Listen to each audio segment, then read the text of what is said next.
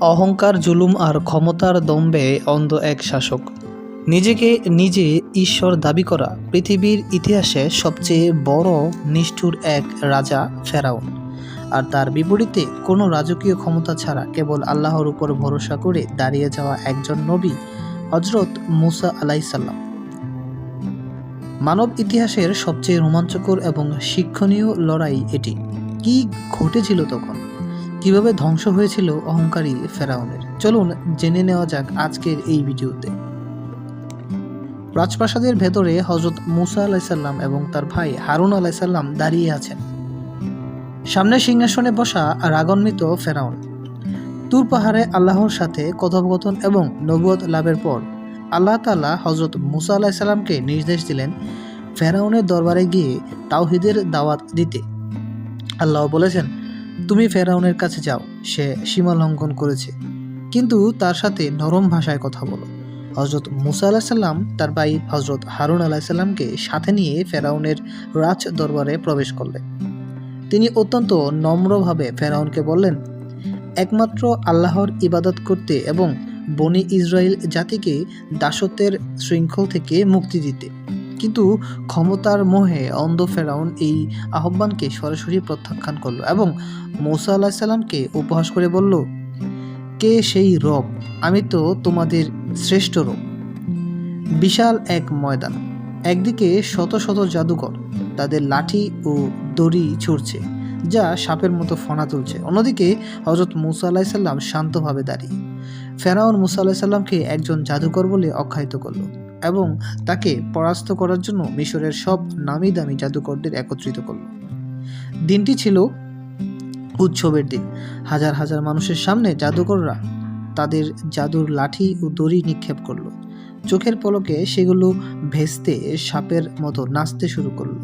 চারিদিকে তুমুল হাততালি। ঠিক তখন আল্লাহর নির্দেশে হজরত মুসা আলাইসাল্লাম তার হাতের লাঠিটি মাটিতে ফেলে দিলেন। অলৌকিকভাবে সেই লাঠিটি একটি বিশাল ড্রাগন বা অজগর সাপে পরিণত হলো এবং জাদুকরদের বানানো সমস্ত ভুয়া সাপগুলোকে এক নিমিষে গিলে ফেললো।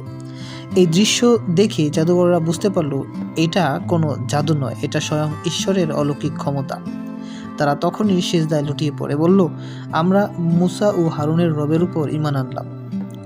রাতের আধারে মুসা আলাইসাল্লাম তার দলবল নিয়ে হেঁটে যাচ্ছেন। পেছনে মশাল হাতে ফেরাউনের বিশাল সেনাবাহিনী ধেয়ে আসছে। সামনে উত্তাল সমুদ্র।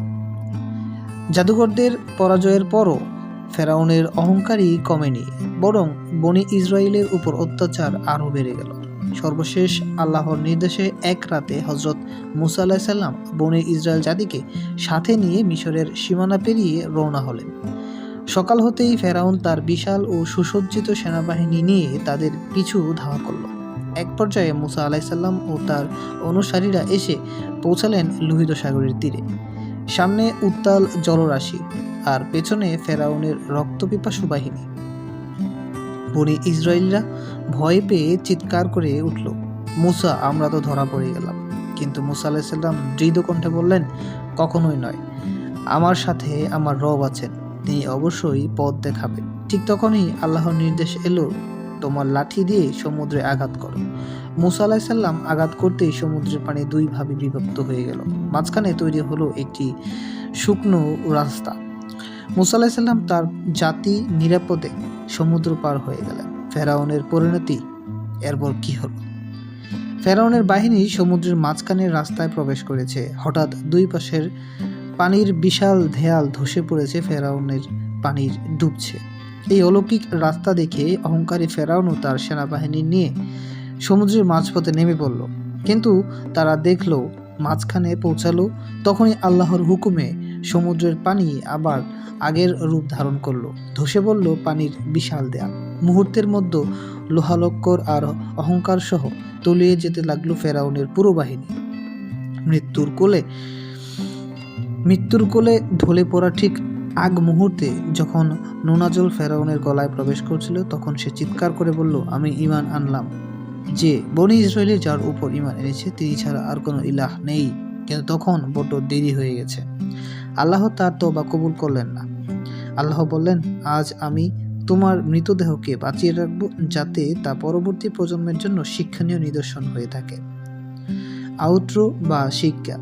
মিশরের জাদুঘরে রাখা মমি করা ফেরাউনের দেহের ছবি বা ভিডিও, এরপর স্ক্রিনে চ্যানেলের লোগো এবং সাবস্ক্রাইব বাটনে। ঠিক আছে, আজকের এই ভিডিওতে সম্পূর্ণ ফেরাউন এবং মুসা আলাহিসাল্লামের সংক্ষিপ্ত বিবরণসমূহ আমরা জানতে পেরেছি।